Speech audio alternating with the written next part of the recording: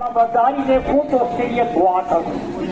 سب سے شکریہ ناکافی اور سوال سے میں دیکھ رہا تھا کہ مجمع کے اتنے ہجوم کے باوجود پانی کا گلاس ہاتھ میں آنے پر نوجوان بیٹھ کر پانی پی رہے تھے. دیکھیے یہ ریا نہیں ہے بلکہ اس مجمع میں یہ نمائندگی ریپرزنٹیشن ہے اسلام کا. بتایا گیا ہے مسلم شریف کی حدیث پاک ہے کہ اگر بھول سے اس نے پانی کھڑے رہ کے پی لیا ہے تو چاہیے کہ اس کو قے کر کے نکال دیں. اب پتہ نہیں وہ خدا جس نے ہماری کایا بنایا ہے وہ یہ جانتا ہے کہ یہ انسان کو اس سے نقصان پہنچے گا، اس لیے اس اتنا سخت حکم ہے. تو آپ کوئی بھی کام کریں تو یہ جان کر کریں کہ میں خدا کا فرما بردار، اس کے رسول کا امتی یعنی مسلمان، اس کی نمائندگی ضرور کریں. اللہ خیر کی توفیق عطا فرمائے. اور اس کے بعد میں اپنے ہندو بھائیوں کا لفظ شکریہ بولنا ناکافی سمجھتا ہوں. اللہ ان لوگوں کو اپنے ایمان کی دولت دے کر اپنے تمام جہان کے لیے خیر کا سبب بنا دے. میں خود چاہتا تھا کہ نام بنام شکریہ ادا کروں، مگر میں سمجھتا ہوں کہ ان لوگوں نے جو کیا ہے وہ اخلاص سے کیا ہے. یہ اخلاص یعنی سچا پن. یہ بات زبان پر آئی تو میں اپنے بچے کے وہ الفاظ کی تشریح کر دوں کہ جو اس نے آگے چلنے والوں کے لیے کہا تھا کہ ہمارے جلوس کی تعریف کی جاتی ہے. یہ بات یکساں ضرور ہے لیکن اس کا میرا دل اور میرے بچوں کا دل آپ لوگوں کو یہ ایک نیت انٹینشن نہ بھولیں کہ کسی کی خوشی کے واسطے ہم ایسا نہیں کر رہے، کسی کے ڈر خوف سے ایسا نہیں کر رہے، خدا کی فرما برداری ہے، اس کے تقوی اس کے ڈر سے کر رہے ہیں. جب تم ایسا کرو گے تو یہ خود بخود پھر تمہارے پاس ایک ووٹ ہے، ایک ان کی رائے ہے وہ پڑ جائے. اس کی خواہش بالکل مت کرنا کہ لوگ ہماری تعریف کریں. بس اللہ کو خوش کرنا مسلمان کا مقصد ہے. اور اب میں اپنے یہاں کے ٹاپک پر آ رہا ہوں. ارشاد نبوی ہے کہ لا سلکم فاعوذ باللہ من الشیطان الرجیم. اللہ عز و جل اپنے نبی سے یہ کہہ رہا ہے کہ ایسا کرو. کیا قل کہہ دیجیے لا سلکم علیہ اجرا، میں تم سے مزدوری اجرت بدلہ صلہ نہیں چاہتا کائے کا جو میں نے تمہارے لیے کیا ہے. راتوں کو جاگا ہے، اللہ کے سامنے رویا ہے، واقع کیے ہیں اور آنے والے زمانے میں اپنے بچوں کو قربان کرنے کے تقدیر پر اللہ کے سامنے شاکر ہوں. جو کچھ کیا ہو اس کے واسطے میں تم سے پیسہ کوڑی اور دنیا کا کوئی عرض نہیں چاہتا اللہ مگر کیا مودۃ فی القربیٰ، میرے قرابت داروں اہل بیت سے تم خود سے سلوک کرنا. اب یہ بات اپنا مانوس کی نہیں ہے.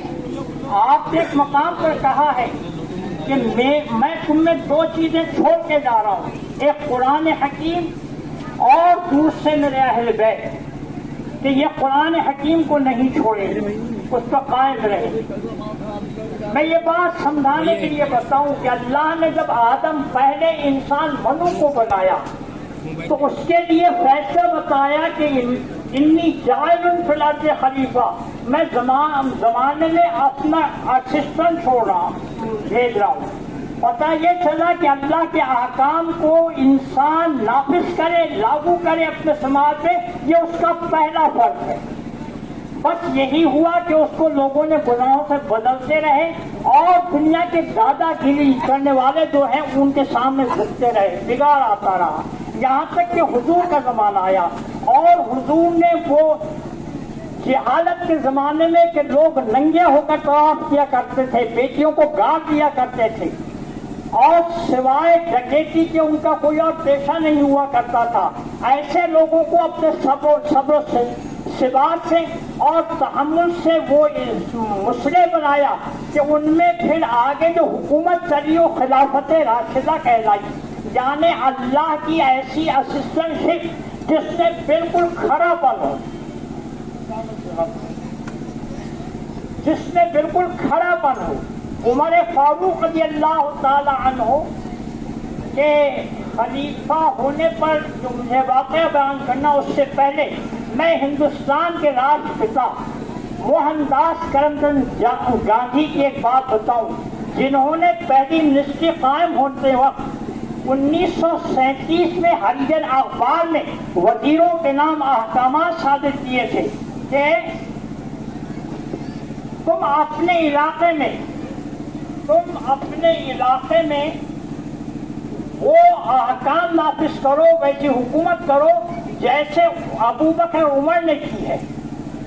اب یہ مثال میں کیوں دیا آپ نے؟ اس لیے کہ فتنے حضرت عثمان علیہ السلام کے زمانے سے شروع ہو گئے اور دنیا کی محبت آ گئی اور اس نے وہ فن تقریباً ختم ہونے کے قریب کر دیا، اور یہ حال ہوا مسلمانوں کا کہ پھر علی مرتضیٰ رضی اللہ تعالیٰ عنہ کی خلافت کے بعد معاویہ تشریف لائے۔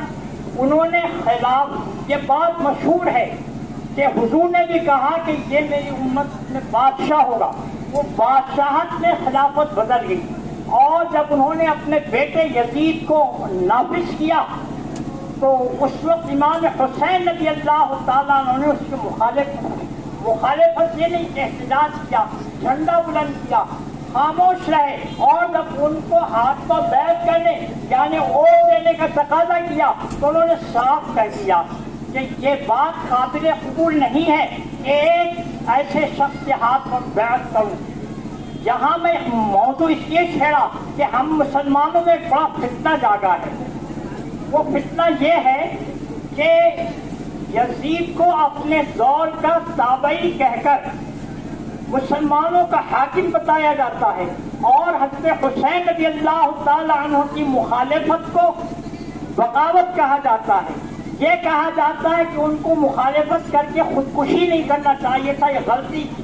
میں محتاط طریقہ اختیار کر رہا ہوں، یہاں تک کہ کہا جاتا ہے بیوقوفی تک کی، نعوذ باللہ من ذالک۔ یہ بات کہنے والے جو ہیں دراصل یہ مسلمانوں میں وہ فتنہ پھیلا رہے ہیں، اور ان کی شکل مذہبی شکل ہم سے زیادہ بہتر ہوتی ہے۔ وہ قرآن حکیم کے حفاظ زیادہ ہوتے ہیں، بہتر قرآن شریف پڑھنے والے ہوتے ہیں، بہتر نماز پڑھنے والے ہوتے ہیں، لیکن تمام چیزیں ان کا پردہ بنتی ہے، اور اس کے پیچھے وہ اہل بیت کی مخالفت کرتے ہیں، جو ہمارے ایمان کو ڈیمیج ہی نہیں کرتا بلکہ برباد کر دیتا ہے۔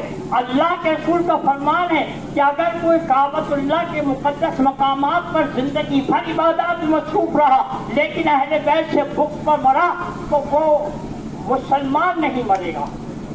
تو اب اس معاملے میں میں آپ سے بتاؤں کہ اہل بیت اطہار کی اس لیے نہیں،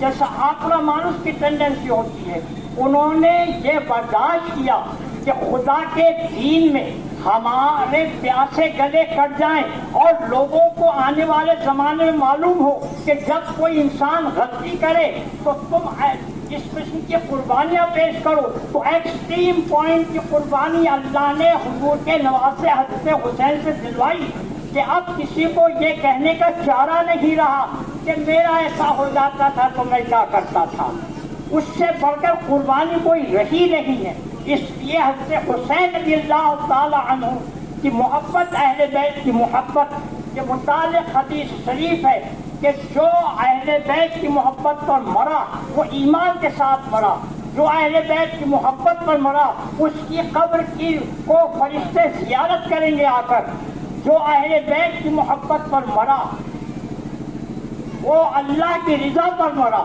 اور پھر اس کے اگینسٹ جو ان کے بغض پر مرا وہ ایمان کے بغیر مرا، اور اس قسم کی لعنتیں جو ہیں لکھی ہوئی احادیث میں۔ اب یہاں ہم اپنا محاسبہ کریں، ہمارا حال یہ ہے کہ ہم عقیدے کی خوب زیادہ اصرار کرتے ہیں کہ ہمارا عقیدہ ایسا ویسا، لیکن عمل کے معاملے میں ہماری مسجدیں بد عقیدوں کے مقابلے میں سنسان ہیں۔ اب یہ کیا ہے؟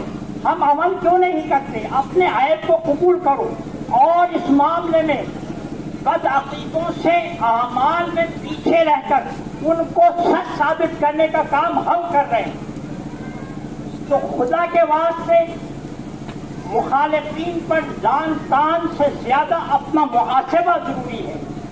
میں وقت کی قلت کے سبب अपने जहन को बहुत बिखरा पा रहा हूँ और सही मानों में हक मौजू का अदा नहीं कर पा रहा हूँ। लिहाजा आप लोग खुद अपने तौर पर अक्ल रखते हैं, इसको कबूल कीजिए। जोश ने एक मकाम पर कहा है, इंसान को बेदार तो हो लेने दो। हर शख्स पुकारे, हर कौम पुकारे कि हमारे हैं हुसैन। और ये बात मैं बताऊं कि जब हज़रत हुसैन रज़ी अल्लाह ताला करबला में पहुंचे हैं तो हिंदुस्तान से ब्राह्मण लोग पहुंचे। उन्होंने किताबों में खबर पाई थी कि ऐसा ऐसा होगा और रास्ते पर होगा, तो यजीद के लश्कर ने उनको आने नहीं दिया और उन्होंने उनको रुखसत कर दिया। वापस आकर उन्होंने छुपे हुए तौर पर अपने आप को हुसैनी ब्राह्मण कहा और उनके गम में वो काले कपड़े पहना करते हैं। मुझे मालूम हुआ कि सुन्नी इज़्ज़त जो है वो हुसैनी ब्राह्मणों में से रहा है। तो ये बात मिसाल में इसलिए पेश कर रहा हूँ कि हज़रत हुसैन के किरदार ने गैरों तक को अपने सामने झुकाया है और मुसलमान उनकी मुखालिफत करके अपने को ईमान से दूर कर रहे हैं। तो मैं इस मामले से संतुलन, तवाज़ुन बराबर रखने की दरख्वास्त करता हूँ कि अहले बैत से मोहब्बत और अक़ीदत के साथ अल्लाह की फर्माबरदारी को बराबर लेके चलो, ताकि हमारा कहना जो है वो ज़बानी और महज अक़ीदे तक ना हो बल्कि अमल तक भी हो। अल्लाह अज़्ज़ा व जल्ला हमें मुकम्मिल इत्ताअत की तौफ़ीक़ अता फरमाए, आमीन।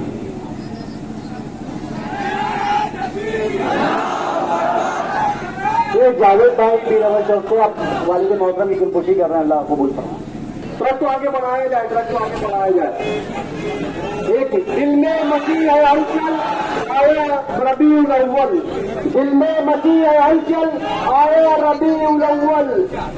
दिल में मची है हलचल, आया रबीउल अव्वल। पढ़िए दुरूद हर पल, आया रबीउल अव्वल। गुस्ताख को जलाओ, खुशियों के गीत गाओ, आया रबीउल अव्वल, आया रबीउल अव्वल। दुश्मन नबी के तेरे है खैरियत इसी में, नजरों से हो जाओ झल, आया रबीउल अव्वल। हर सिमत देखिए तो उशाक़ मुस्तफा है, निकला जुलूस